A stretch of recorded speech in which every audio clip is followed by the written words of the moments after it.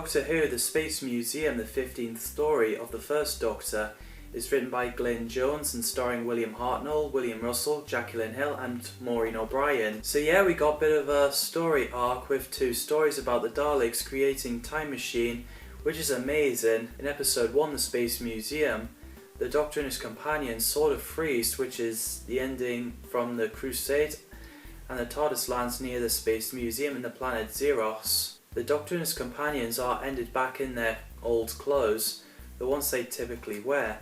So Vicky went off to get a glass of water. As she drops it, the glass fixed itself with water pouring back inside and went back inside Vicky's hand, which is bizarre. So she went to tell the Doctor, Ian and Barbara, which surprised them. So then they went outside to look around. They noticed that they're not leaving any footprints. Scary.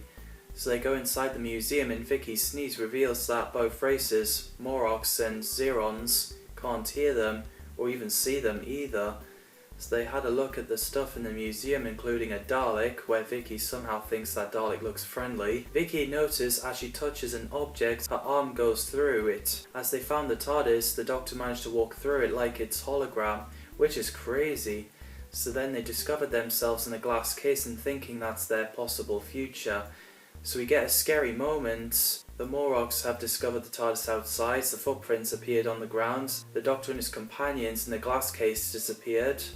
Basically, the Doctor and his companions have arrived in the museum. That music made it so scary, which to be honest, it is scary. So in episode 2, The Dimensions of Time, a Morlock tells Governor Lobos that there's intruders in the museum. So Ian picks a machine gun up from the glass case, and I love the bit where he's pretending to shoot and making the gun noise from his mouth. That was pretty funny. Durr! And the Doctor is like, there's no time to play cowboys and Indians. While the Doctor and his companions are figuring their way out of the Xerons, we're planning to capture them so they can talk to them. So the Doctor gets taken away by them as he's lying on the floor with 3 Xerons, 2 of them left, and one of them, who's called Darko, stayed. After Ian, Barbara and Vicky figure out that the Doctor has been captured, the 2 Xerons, Tor and Sita, went back in the room and find Darko tied up on the ground. So they walked out, and I find it amusing when the Doctor was inside the Dalek. I always loved William Hartnell's laugh. So then he gets captured by Morlocks, so Ian decides to use strings of Barbara's cardigan for the trail so they don't go around in circles again. And I love the scene where the Doctor gets questioned by Lobos, where the Doctor is toying up with the monitor with his mind, where he's thinking a walrus has his friends. That really crackled me up. Barbara, Ian and Vicky finds out that Morlocks have got the TARDIS, and the Doctor gets taken to preparation room to turn him into an exhibit. Ooh, pretty intense. Morlocks are humanoids from Morlock Empire and invaded Xeros, killing a lot of Xerons, leaving children alive, and set up a space museum. Xerons are a peaceful humanoids from Xeros. Unfortunately for them, they get enslaved by Morlocks. Plus, I think Xerons are a very likeable race. It would be nice if the Doctor returns to that planet on screen and meets the Xerons again. Again, I love those 4 TARDIS team. Apparently the Doctor isn't in part 3 except the clip from part 2 because William Hartnell was on holiday, which we can't blame him for needing a holiday. Michael Craze, who played Ben Jackson, his younger brother Peter Craze played Darko, also played DuPont in the War Games, and Costa in Nightmare of Eden. No. That's the Costa I'm talking about. Jeremy Bullock played Tor, later played Hal in The Time Warrior. Ivor Slater played Morlock Commander, later played Odysseus in The Mythmakers, then Sergeant Markham in Black Orchard. And I think casts did an amazing job with their role. The writer of the story, Glyn Jones, apparently is the only one who wrote a story and played a character in the classic series, as he played Kranz in the Centauran Experiment.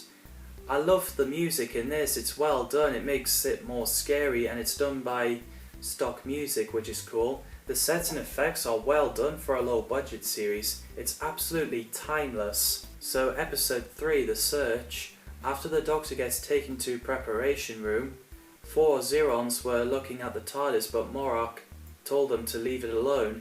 So Morlock found Ian, Barbara and Vicky so Vicky had to give them a gun. After they have a conversation, Ian went towards him because Morlock has to take them to Governor, not killing them. As Ian is wrestling with a Morlock and there's more of them coming, Barbara and Vicky makes a run for it. Ian gets taken away, but we get a cool fight scene with Ian and two Morlocks.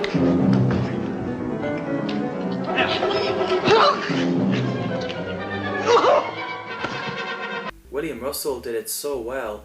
While Barbara is hiding in some kind of a cupboard, Vicky gets captured by Zerons, and they explain to her what happened to Sadaka went to find Barbara. After he does that and explains to her there was gas in the room.